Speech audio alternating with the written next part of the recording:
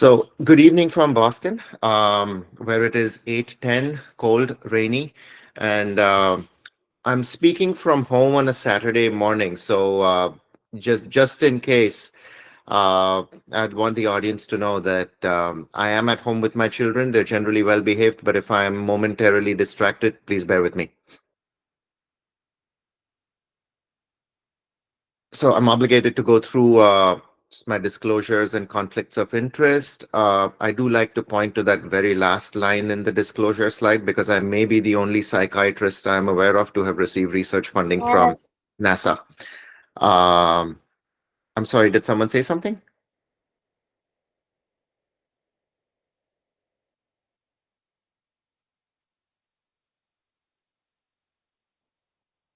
Are you able to see my slides moving?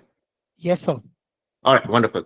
Um, so I know we've heard a lot so far about dementia and the brain science of it and the cognitive neuroscience of it. Uh, but I'm going to propose a slightly different paradigm through which to look at dementia, and I think this is in some ways the early stages of a significant evolution in how we think about dementia and Alzheimer's disease. So let's stop to consider this term. Many of you are probably familiar with it: metamorphosis. It's the process of transformation from an immature form to an adult form in two or more distinct stages. And this is, of course, sixth or seventh grade biology. We talk about caterpillars metamorphosizing into butterflies, etc. But it's that second definition that I think is relevant to dementia.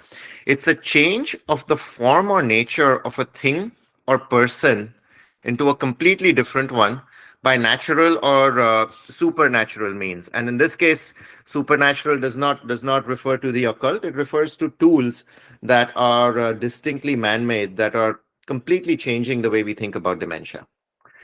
So let's consider this clinical scenario, right? Let's consider a woman in her late 50s who started claiming without any reason that her husband was being unfaithful. Along with this claim, it was accompanied by agitation, verbal aggression, so a lot of screaming and yelling. This woman simultaneously showed trouble remembering very recent events. She tended to repeat herself. She was confused. She tended to function worse in the evenings, and her sleep was disrupted. As one might expect, she was seen by a neuropsychiatrist. Um, and on evaluation, the neuropsychiatrist finds that she repeats herself constantly. She perseveres on very specific bits of information or anecdotes. She's unable to recognize or name common objects. She was not able to recognize her husband. In fact, she thought he was an imposter, someone else pretending to be her husband. But she was in good general physical health, and this woman took no medications at all, right? I'm not really able to see the audience, but I imagine that a scenario like this is not unfamiliar. I would ask for a show of hands. Uh, a few things to note in this case: that some confusion, um, agitation, verbal aggression, forgetfulness, and delusional thinking, so as to speak, all presented together. Now, this is not just any case, even though you might be familiar with it. This is actually the case report of August Dieter. That case was reported and published by Alois Alzheimer himself. It was the first recorded case of what we now think of as Alzheimer's disease. Alzheimer, of course, worked with this lady through the course of her life. Upon passing away, he examined her brain with a microscope. And that image on the right is hand-drawn renderings of amyloid plaques in August Dieter's brain. Again, hand-drawn by Alzheimer himself. But what's important to remember here is something that I think is forgotten in the discourse around dementia. She was described as a patient with loss of memory, hallucinations, and delusions as cardinal symptoms. That's not how we think about Alzheimer's disease and dementia these days. We think of it as a neurocognitive disorder accompanied by neurodegeneration. But the truth is that that story is evolving, and I'm going to talk about that today. So why do we need to discuss this? So here are some American statistics first. The dementia currently afflicts about 5.5 million people in the US. This number is believed to be closer to 9 million in India as per a 2023 report. Uh, it's about 18 to 20 million worldwide, but this is believed to be an underestimation. Now, it's projected to increase in the US by about threefold over the next 2 decades, but in Asia, the prevalence will increase tenfold or more. So really, it's important that we're having this conversation because the story of dementia is not going to play out in the West. It's going to play out in the young, large population countries, India being a primary example, China being the other, but much of sub-Saharan Africa and South and Southeast Asia. Now consider the costs. The annual cost of care for dementia is $304 billion in the US alone. This is direct cost of care, of course, very different healthcare system from India. But cost is cost. And it's not just what the cost of care for dementia is, it's also the unpaid care by several million members of the family. So then when you take lost wages into account, when you take transportation into account, when you take care support into account, in the US, this number is estimated at 244 billion. You also have to consider that 2/3 of all caregivers are women. 1/3 of all caregivers also care for another family member, like a child. So it's that sandwich generation. Which means when you consider the burdens of caregiving, that dementia is not just a psychiatry issue, it's not just a neurology issue, it's actually a women's health issue as well, and particularly women's mental health. So everything in psychiatry is important, but not everything in psychiatry costs this much. But these are not just doom prophecy numbers, because we know that if we can delay the onset of dementia by just about 5 years, we can cut prevalence and health burden by more than half. So there is incentive to reducing the onset of dementia or delaying it to the extent possible. This is the projection of the cost of care of dementia in the US alone. That I gave you some numbers earlier. Over the next 2 to 3 decades, this number will increase fourfolds. In the US, it's estimated that the total cost of dementia is going to be about $3.3 trillion. Now, these are big numbers, hard to wrap our heads around. So how do you put something like $3.3 trillion into perspective? Consider this based on my previous slide, right? Let's just consider the annual cost of care today, which is about $350 million. And consider McDonald's. McDonald's has an annual revenue of $30 million. So a simple way of understanding dementia care is that dementia care in the US alone costs enough to bankrupt McDonald's 10 times over per year. The most valuable company in the world currently is Apple. Apple has a cash reserve of about $380 million, give or take. So dementia care could actually wipe out Apple's entire cash reserve annually. Like I said, everything in psychiatry is important, everything in healthcare is important. Not everything in healthcare can decimate entire economies and decimate generational wealth. We need to really rethink this. Our current approaches are necessary, but not anywhere close to sufficient. So we really need to rethink foundational knowledge, right? This is where it's about to get really interesting, because I'm going to question some things that we've learned about earlier in this symposium itself.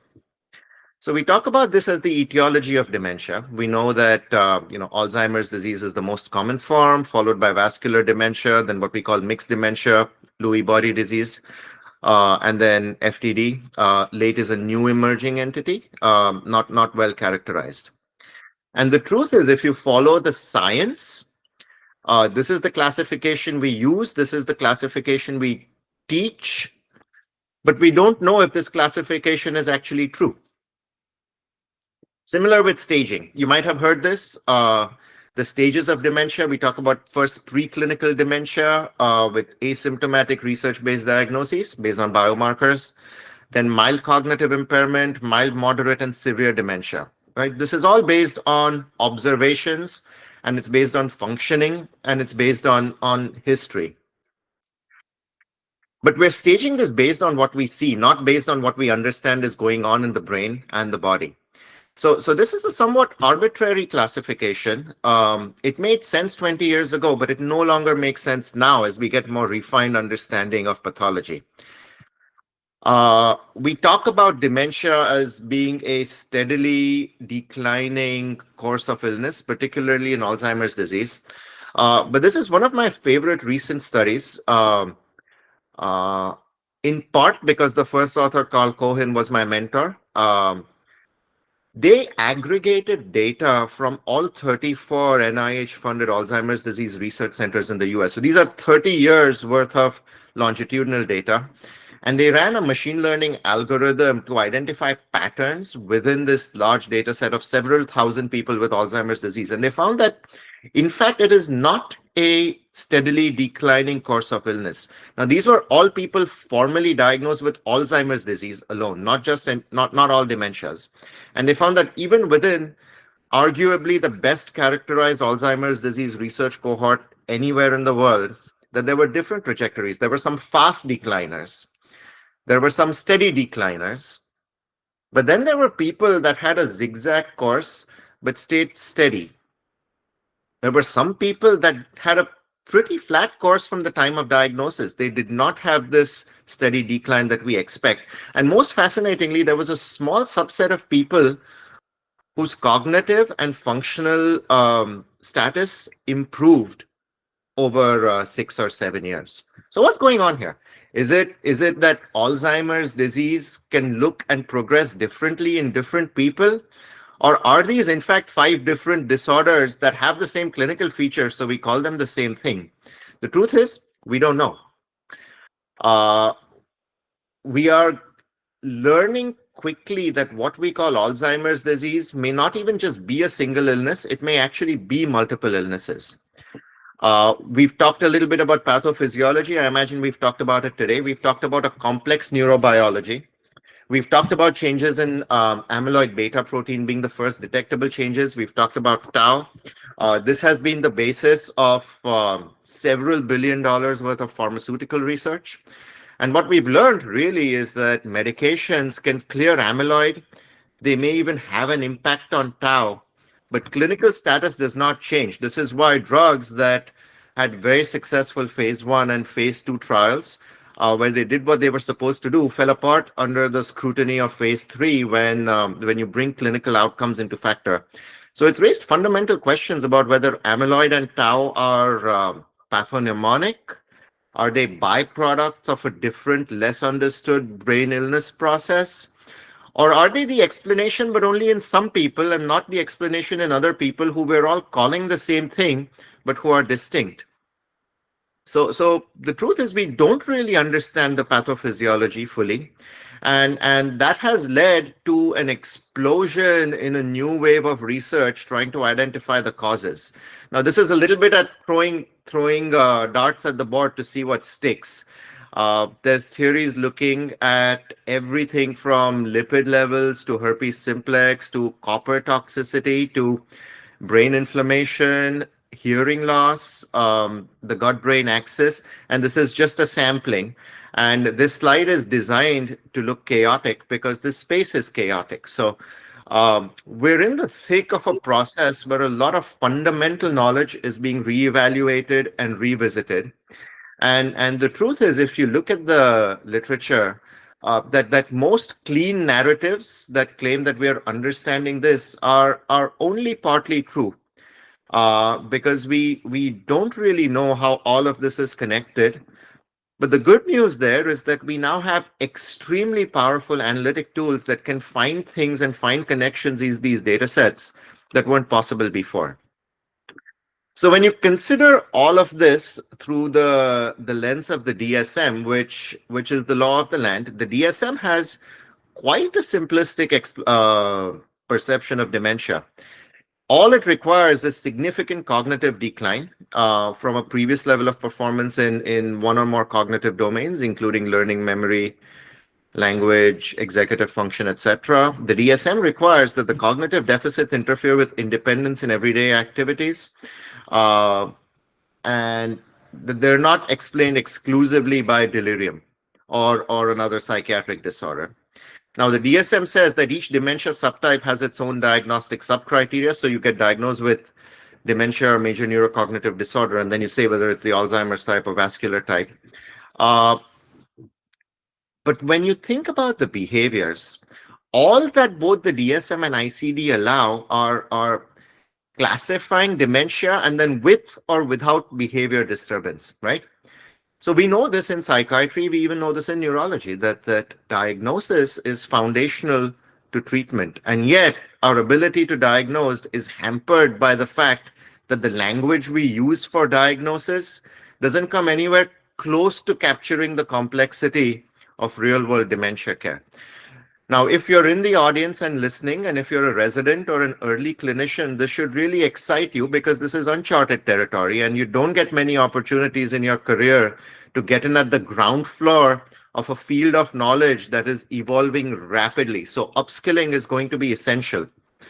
But there's more chaos because in the dementia world, we don't even know who's in charge. Is it the DSM and the ICD, which are products of the American Psychiatric Association and the WHO respectively? Or is it one of these many international Alzheimer's associations, all of whom are actively jostling to plant their flag in this space? And I think as the medical community, even a grassroots one like the Bombay Psychiatric Society, it's important that our voices be heard because ultimately clinicians and patients should be the ones deciding this, not a heterogeneous entity. So this is a space where on the one hand there is precision, on the other hand there is chaos, and the work that is being done now is the work of reorganizing foundational knowledge as it emerges. So it's a very exciting space where change is everywhere. There's an evolving knowledge of pathology. There's an evolving nosology or classification system. There's an evolving understanding of risk and prevention, evolving protocols for diagnosis, evolving availability of treatments, evolving recognition of the importance of caregiving. There are new care models coming out. And all of this is now starting to recognize how important behavior is in the context of dementia. It is at least, if not more important than cognition. This is a seminal slide from 1996 that actually showed us that there can be behavioral impairment 4 years before the onset of cognitive changes and 4 years before the diagnosis is made, because formal diagnosis it's still contingent on cognitive decline. So there's behaviors that begin long before cognitive change, and then there's a slightly different set of behaviors that happen later in the course of illness. So when we talk about behaviors in dementia, it's not just agitation, etc., that you think of as things that happen later in the course of illness. It's actually behaviors that may happen long before cognitive decline as pathology takes place. At McLean, where I work, we're really starting to pay attention to a very specific type of psychiatric patient. It's someone that has no history of psychopathology and manifests with new onset, late life psychiatric symptoms, be it depression, be it anxiety, be it social withdrawal. What typically happens with these patients is that we treat them as depression or anxiety. We find that they don't respond to traditional psychiatric medications in the same way as younger people might. So we kind of make do. Polypharmacy creeps in. If they're lucky, they get some non-pharm approaches. But the truth is, these people often get classified as treatment-resistant depression or treatment-resistant anxiety. And it's not until 6 or 7 years later, when the memory starts to fail, that you recognize that what you've been treating this whole time is not treatment-resistant depression. It's mild behavioral impairment in the context of neurodegeneration. Looks like depression, but fundamentally different psychopathology. So it's a scenario where new knowledge in neuroscience is changing how we understand common psychiatric phenomenology. ISTART, which is the professional arm of the Alzheimer's Association actually has formalized these criteria. They're not in the DSM yet, but these are now being applied in clinical and research scenarios. So the MBI entity is seen as a counterpart that can coexist with MCI. It's defined as changes in behavior or personality in late life persisting for at least 6 months with one of the following: decreased motivation, affective dysregulation, impulse discontrol, social inappropriateness, or abnormal perception of thought content.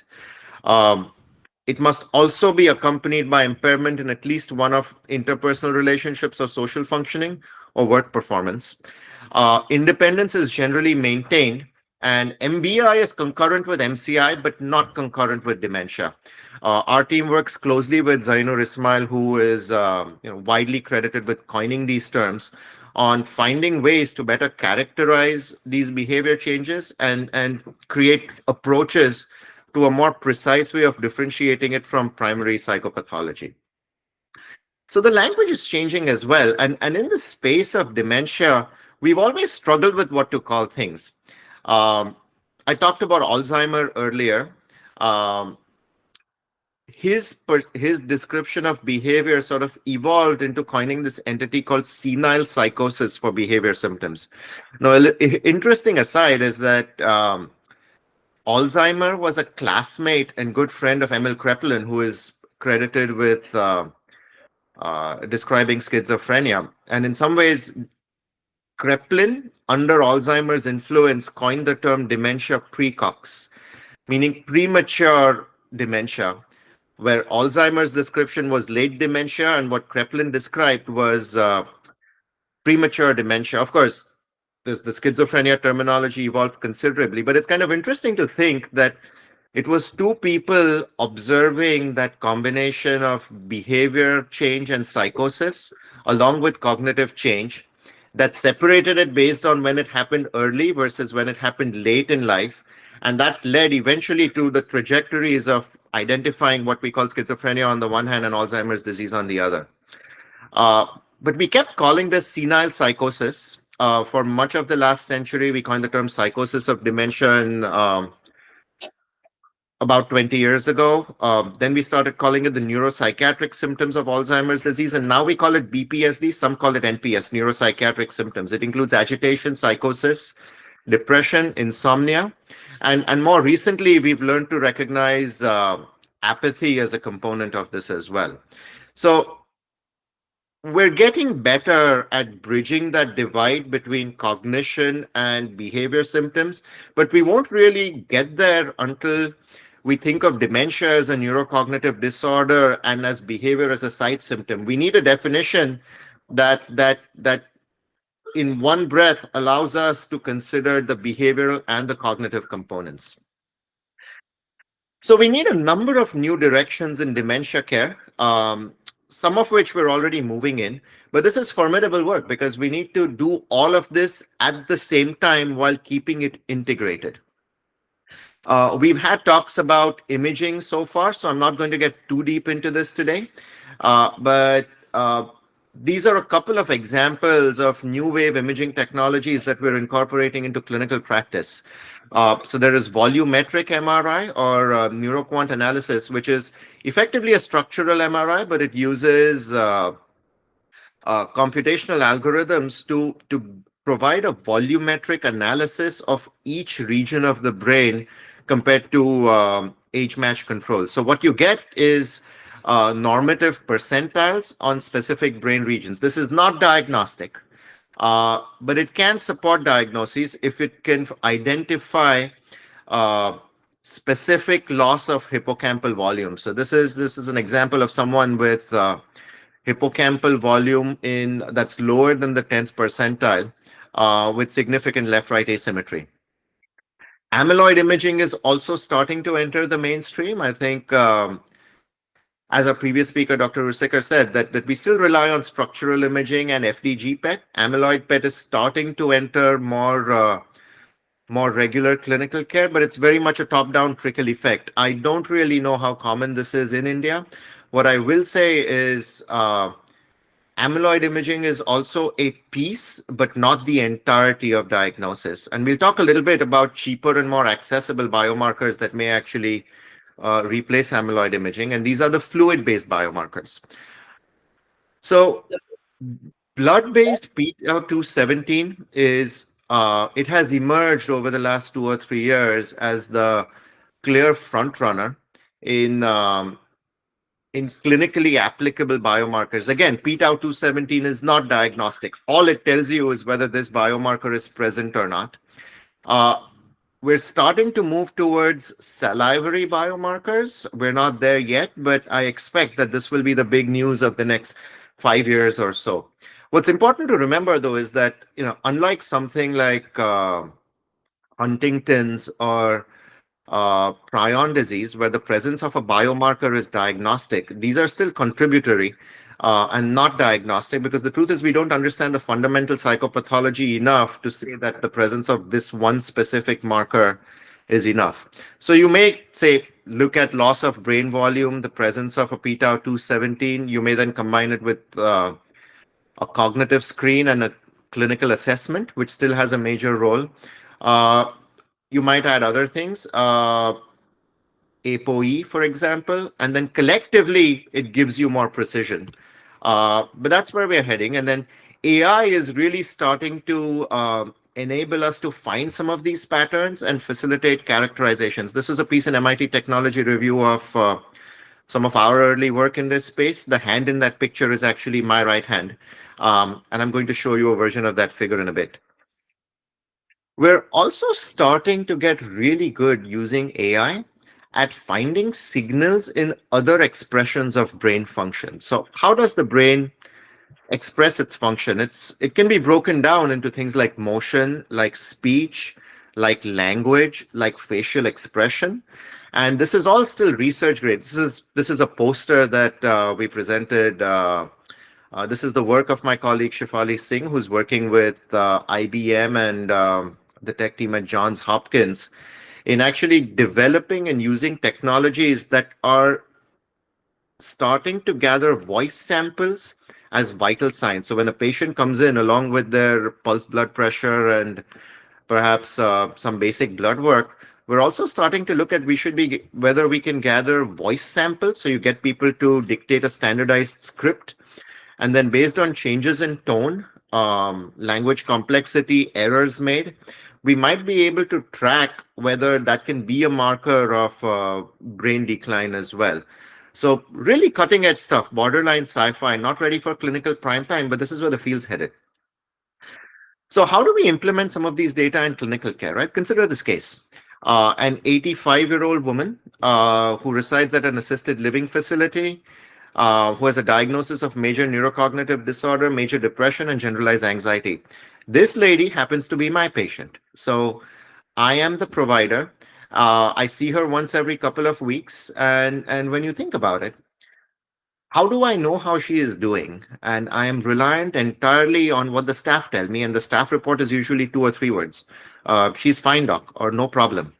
And everything was fine until one day she suddenly became restless and agitated. She actually punched one of her neighbors in the face, ended up hospitalized. And this made us think that, was this truly a random event? Or were there changes that had been happening that no one told me about because no one actually saw them? So this prompted us to look into what technologies are there that may allow us to study a person like this and predict the onset of behaviors early so we can prevent the hospitalization. Now, I am extremely privileged in working where I work and being in the environment that I work in. MIT happens to be up the road from McLean. So I had my students scout the MIT website to see if they found anyone working on an interesting tool that we might apply. And we found this. This non-specific looking white box is a device called the Emerald. What it does is it emits radio signals, and it functions as a sonar device within the patient's room. So it basically emits radio signals, and it can extract markers of motion and behavior through this. Using technology like this, which is silent, it is lightless, and it's plugged into the power main, so it does not need to be worn or carried. Most people forget that it's there 10 minutes after you activate it. We're able to generate data like this. We can tell a low activity day from a high activity day, for example. We've also used it to really localize behavior in someone's living environment. So we use this in this 88-year-old woman with mixed neurocognitive disorder, who had psychomotor retardation. What that figure shows is the ability to localize how much time this person spent sitting on the couch in their room. The blue figure is a similar. It's the same data shown differently, where it's a series of concentric circles, and the density of blue increases as you go from inside to the outside, showing that she's spending more and more time on her couch over time. So this is a staggering amount of data, but these data can tell you that someone is spending 30% more time sitting inert in their room. So it's a marker of worsening apathy that gives you a dimension of data that human observation simply cannot. You have to be careful about how you use these technologies. Of course, it's quite intrusive, and you need certain consent. Who handles the data is important. So this is not clinical grade yet, but it will get there. Uh, but we also asked a more fundamental question: that does more data actually equal to better care? That just because you're able to do these things and gather this information, will it change uh, how patients do?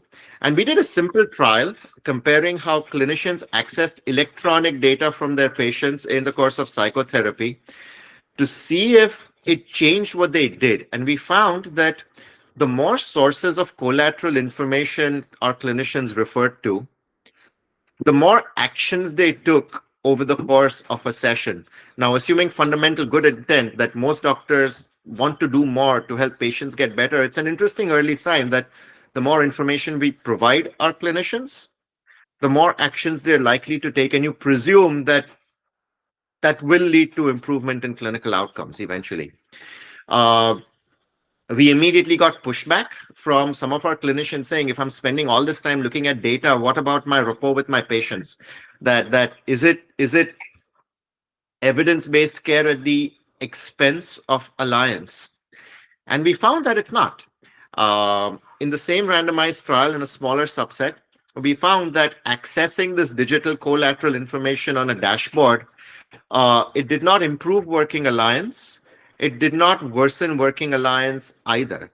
So looking at more data is not what impacts the relationship between the doctor and patient, and that we may feel free in a collaborative way to include more data. Now, with better data, we need better classification. Here's how emerging science around behavior can impact that. Uh, this is a slide of work done by my colleague Caroline Bader.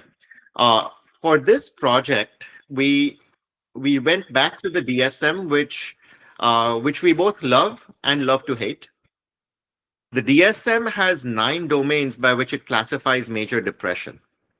And we demonstrated that you can actually measure each of those domains using one or more technologies, the exception being suicidality.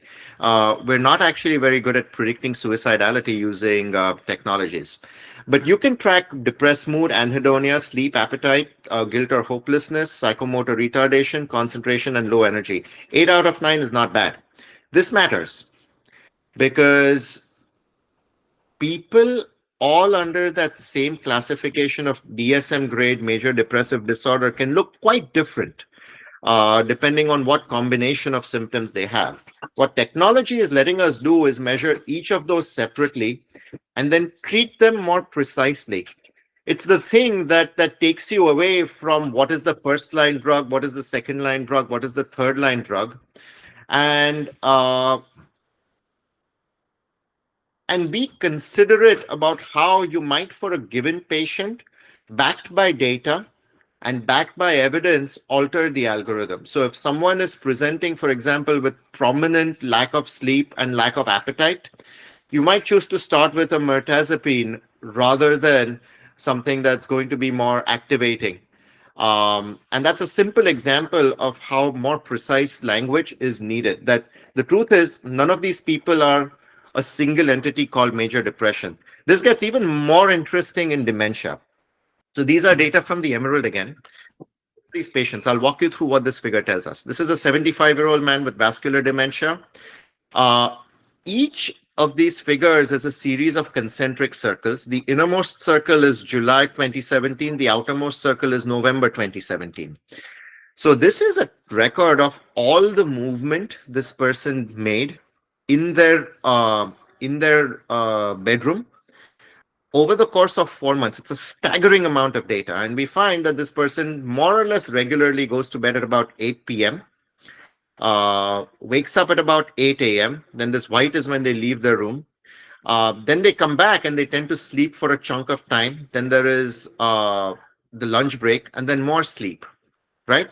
So prominent hypersomnia. Gray is when they're asleep in the, I'm sorry, gray is when they're asleep in their bed. Blue is when they're moving about in their bed. Any green is when they spend time sitting in their chair, and yellow is when they were in the bathroom.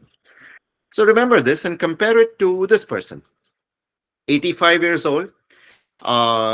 You see a series of gray and white circular patches indicating that there were phases of round-the-clock hypersomnia or time spent in bed. There's a fair amount of blue, along with white patches of days when they were not in their room or in their bed much at all. Totally fragmented circadian rhythm.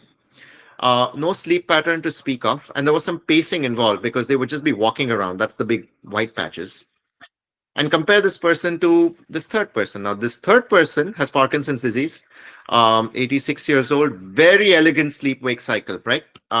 Goes to sleep almost always about 8 p.m., wakes up precisely around 6, goes to the bathroom, that nice clean slice of yellow, and is then spending much of their time sitting in the chair in their room. So there is psychomotor retardation. Now, here's what's interesting. These three patients look nothing alike. As clinicians, we would treat them all differently, but under the DSM and the ICD, they all carry the exact same diagnosis. So the data quickly expose how our diagnostic systems need updating. And when you have this much data, so those three figures that I shared were all part of a study that was supposed to be one study with 20 patients, but you find that when you can get data of this deep resolution, that even people that are supposed to have the same diagnoses and similar measures on scales look nothing alike. So we're moving now from the era of studies with between subjects comparisons to studies that have more within subject comparison. We used to call it a case report, but now we really think of it as a series of N of 1 studies. And the N of 1 study is going to start changing how we do clinical trials. So this idea that you get 1,000 people, group them into two, give one set of meds, give another set of meds, that is quickly becoming obsolete. And this is a provocative thing to say, I know, but some have proposed that we might not need placebo in the near future. What we might need is a pilot phase where you deeply characterize a set of people that respond or don't respond to a medication. You characterize your responders and you use that to develop more precise interventions. For those interested, look up the work of Nick Shork at the Scripps Institute. He's a pioneer in the N of 1 study. So everything is starting to shift. This offers ways of really thinking how we provide even access to care. In a country like India, the big issue is that, if you're in a city like Bombay, if you're affiliated with some of the big institutions like the rest of my colleagues on today's panel, for example, or most people in the room, your patients come to you, and you treat them and ostensibly they get good care. But what about those that will never find their way to you, which are a much larger proportion of the population? So we're starting to use technologies now. We did a little study where we wanted to see how we can use technology in a lower middle income country with a rural population, with mostly non-English speakers, with low education, with a lack of formal care access, with cheap technology, even in places where there was no Wi-Fi or formal internet, using existing infrastructure. Why does this matter? Because the story of dementia is going to be told in scenarios like this. It's not going to be told in like the high-level tertiary academic centers or places where I work. We really need to focus on maximize dissemination of information. So virtual care and the hub and spoke model, using things like Project Echo, are starting to gain traction, especially in India. I know of work being done in places like Nimans and elsewhere. We wanted to demonstrate the ability to deliver some of these interventions and conduct some of these assessments remotely using cheap yet sophisticated technology. We have a collaboration with the Universidad San Francisco de Quito in Ecuador that my colleague Ana Trueba spearheads. And we tried a study using this low-cost virtual reality headset. It's called Destech. Um, it costs about $30, so it's cheap. And what makes it interesting is that it has no computing in and of itself. It uses the smartphone as its computing power. So you use a smartphone app, you put that in the headset, and you put it on. Our pilot work involved getting some of our older Ecuadorian rural elders to participate in a remote mindfulness intervention for anxiety. This was not dementia specific, but it was senior care. And we found that it worked. So I think new technologies are really going to change the way we do behavior assessments and the way we deliver behavioral interventions. This may have more of a footprint for caregiver support than true dementia care, but caregiver support is in many ways true dementia care. And then finally, I want to talk about how all of this is going to lead us towards more precise intervention. We heard about amyloid and tau. We will hear about new treatments coming into the picture. I'm not going to talk too much about these because there's a lecture about this, I understand, shortly after mine. But the story of new antibody-based amyloid and tau treatments has been a story of failure until quite recently, because most of the early wave drugs never made it out of phase 3 trials. These are also relatively dangerous in that they can cause vasculogenic damage. So you need to pick your patients more precisely. Aducanumab came and is now gone. Lecaminlimab and donanemab are gaining traction, but they're expensive drugs that only provide relief in a subset of patients, and we're not very good at characterizing them. I expect that this will change once the injectable forms come into play. But what about psychopharm in dementia, which, if you were to look at all medication management of Alzheimer's disease and other dementias, most of it is for behavior symptoms, not for the cognitive symptoms. So I have a fair amount of information that, for the sake of time, I'm going to try and plow through. But this is an example of a study that we're doing, led by my colleague Rachel Sava, where we're starting to use wearable devices like Garmin's or Fitbits to see if, after you give someone an antipsychotic or a mood stabilizer, can you quickly tell based on their movement patterns whether the drug is working, whether it's not working, whether it's working partly, and whether it has side effects. And these movement data will let us stop dangerous or ineffective drugs faster and change the doses as needed. We're also really starting to get precise about non-pharmacologic intervention. So this is another example of a chaotic slide. Chaotic by design, because the point here is to show that so many different approaches are being tried for non-medication based approaches for dementia management. What's interesting about this slide is that these are just snapshots of publications, but not just publications. These are actually all meta-analyses. So there's meta-analyses about non-pharm interventions for everything from mealtime care to cognitive stimulation to horticulture to virtual reality interventions to things like RTMS. People have done meta-analyses of communication technologies, of care models like person-centered care. There's a lot. So whatever else we may be accused of, a lack of evidence is not one of them. The evidence is there.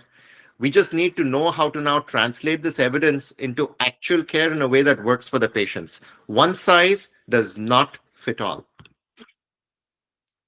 What about pharmacotherapy? Again, this could easily be a lecture. It could actually easily be a CME session all of its own.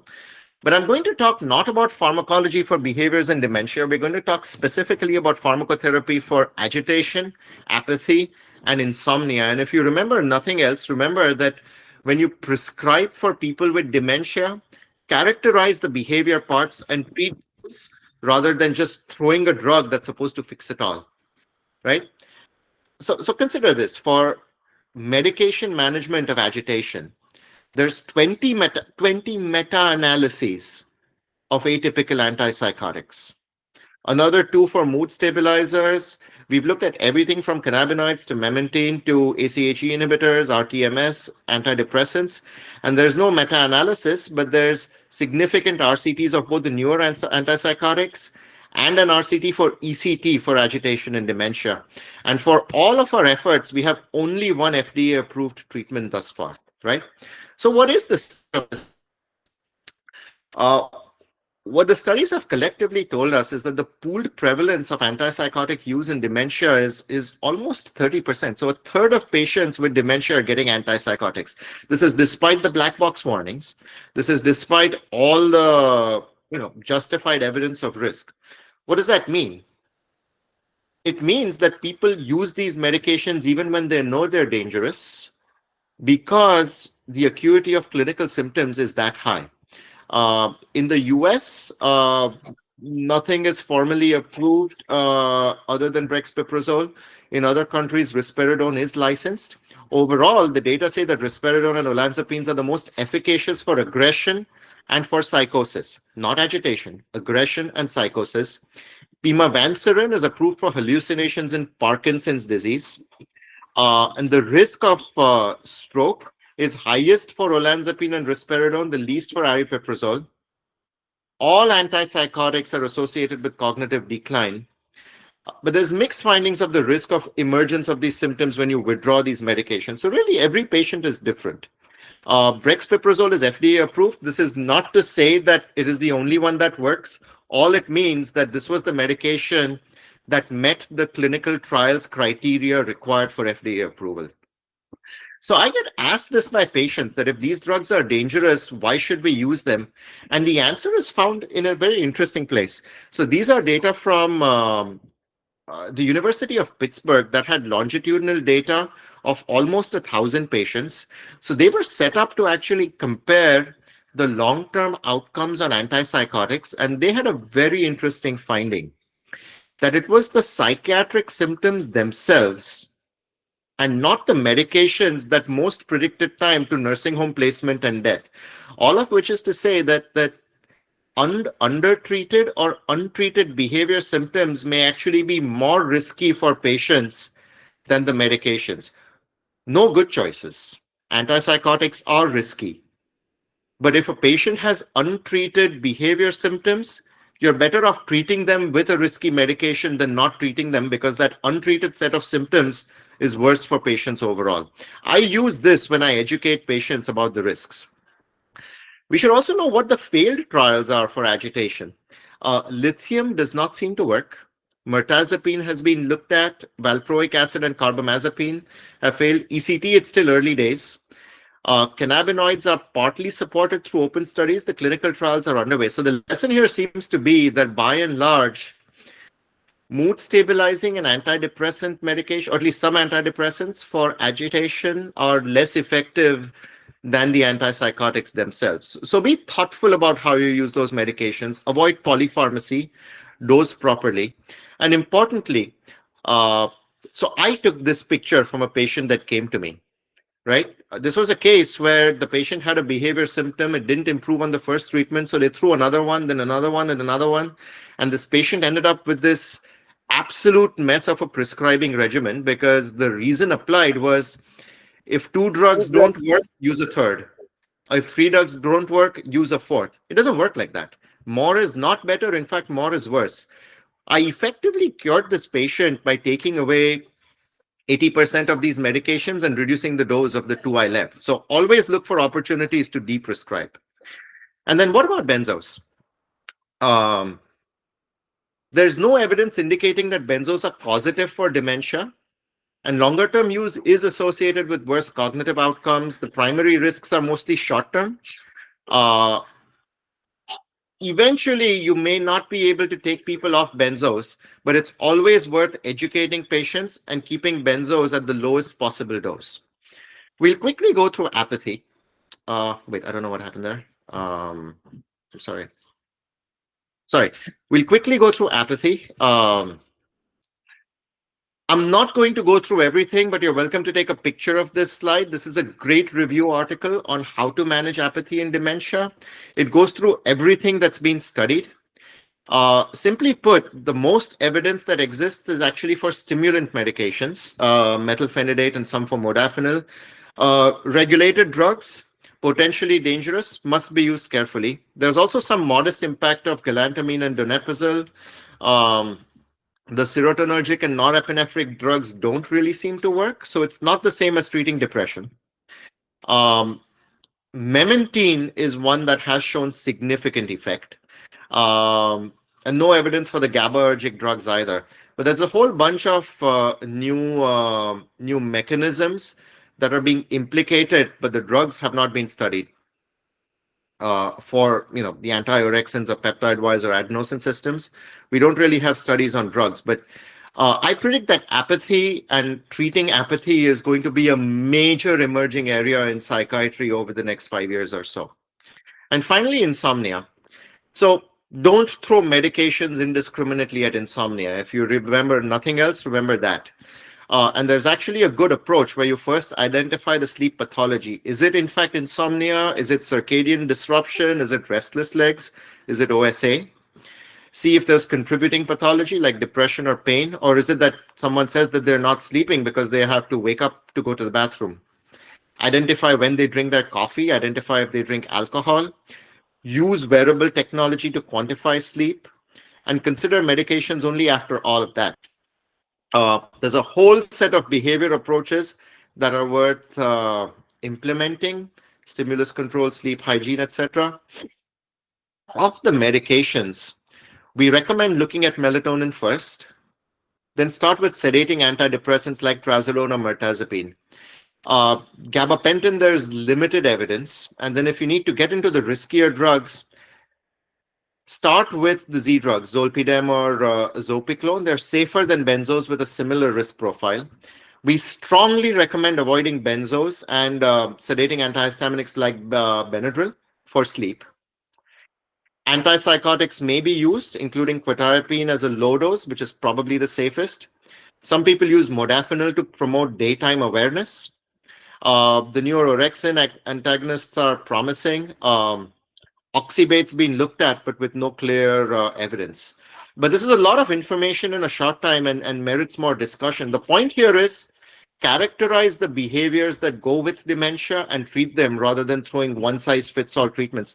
All of these drugs, of course, they must be administered in sync with the likes of donepezil and memantine, right? All of which is to say that late life psychopharmacology and geriatric psychiatry by extension are true super specialties, perhaps the only true super specialty in all of psychiatry. And what do I mean by super specialty? I mean that a subspecialty requires working within a very carved out domain of psychiatry where you don't look at and you don't need to know all of psychiatry. You only need to know a part of it. Subspecialty. Working with older adults, by contrast, whether or not with dementia, requires knowing all of psychiatry and then layering aging-specific knowledge to it. I wrote about this in a fun piece that the trainees might enjoy, where we talk about why geriatric pharmacology, to paraphrase J.K. Rowling, can be described as a subtle science and an exact art. This paper lines up Severus Snape's approach to teaching potions in Harry Potter. That a lot of psychiatry and a lot of neurology, for that matter, you can equate with assertive treatment. Working with older adults and using psychopharmacology, by contrast, is much more meticulous. It requires much more thought. It requires time. It requires patience. It requires experience. So for those of you that understand Harry Potter, think of the difference between Defense Against the Dark Arts and potion making, and that will help you think about how to really plan precision care in dementia. So in summary, there's rapidly evolving knowledge calling fundamental dementia understanding into question. There's a need for new protocols around diagnosis. We need to work towards treatment approaches that are grounded both in neuropathology and precision. Our other speakers have really alluded to this before. AI can be a powerful tool, but it should be used harmoniously rather than disruptively. And don't for a moment think that AI is going to replace you. Don't for a moment try to get AI to do things that you should be doing, specifically as far as processing information. Clinical services must be redesigned to keep up with all of this. But most importantly, there is urgency to elevating behavior as a core consideration in addition to cognition. And understanding dementia through the lens of behavior rather than cognition alone will improve outcomes. It will improve patient and caregiver quality of life. It will reduce care burden. It will reduce the cost of care. I want to give a shout out to my team. It quite literally takes a village to do the patient care that we do and to do the research that we do. This is actually less than half the people that I work with. And thank you.